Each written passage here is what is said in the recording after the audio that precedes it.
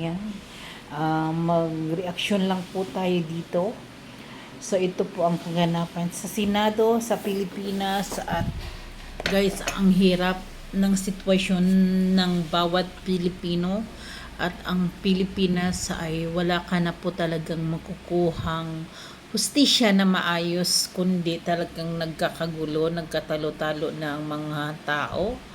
So, ayan, sana hindi po tayo mapapabayaan ni Lord na maayos ang lahat at magkakaintindihan po ang lahat. So, ang hirap at wala na pwedeng pagkakatiwalaan na mga tao sa Pilipinas. Hindi mo alam kung sino ang kakampi mo at hindi mo alam kung sino ang kalaban mo. So, sana ang justice ng Pilipinas ay magiging maayos at balik sa normal. So, ayan, ito ay kwento ng ating mga senador ngayong araw na to dyan sa Pilipinas. So, ang Senado po ay pinasok ng mga tao. So, dapat talagang may siguridad na kabay ang ating mga senador dahil nga sa hirap ng buhay, hindi mo alam kung sino yung mga taong kakampi mo dyan o sinong tao ang kalaban mo. So, sana hindi yan pinayagan ng Senado na may makapasok na iba para sa kanila ding sa kanilang kaligtasan dahil hindi natin alam kung sino ang kalaban nyo dyan or sino ang kakampi. So, dyan pa mismo sa Senado nagkakagulo. So, sana dinubli ang bantay or seguridad dyan dahil ang bawat senador hindi natin alam kung may madisgrasya or mayroong mangyaring hindi nais-nais.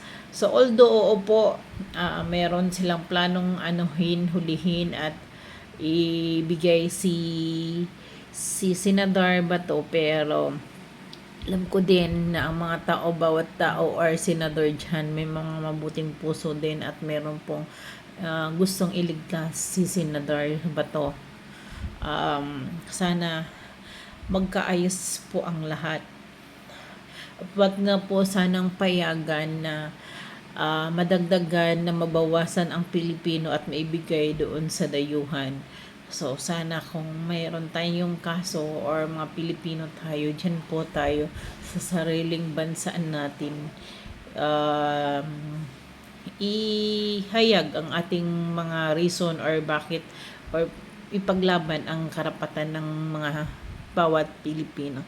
So, dapat natin dyan sa Pilipinas suriin at dyan po talaga imbestigahan lahat at dyan po talaga gaganapin ang lahat ng merong atraso sa Pilipino. So, yan guys. Ito lang ay isang lesson para matuto po ang bawat Pilipino at magkaroon po ng concern ang bawat isa. Dahil ang hirap naman po kung ikaw ay may nagagawang kasalanan at saka hindi pa napatunayan at ibibigay mo na sa ibang dayuhan yung kapwa mo Pilipino. So, sana magkaintindihan at maayos ng ating mga government dahil talagang sobrang gulo na, baka may madamay or magkakagulo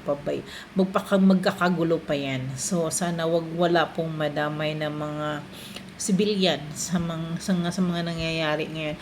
Alam ko kung makuha nila yan sa Senador Bato ay maraming gulo ang mangyayari. Marami pang gulo ang mangyayari dyan.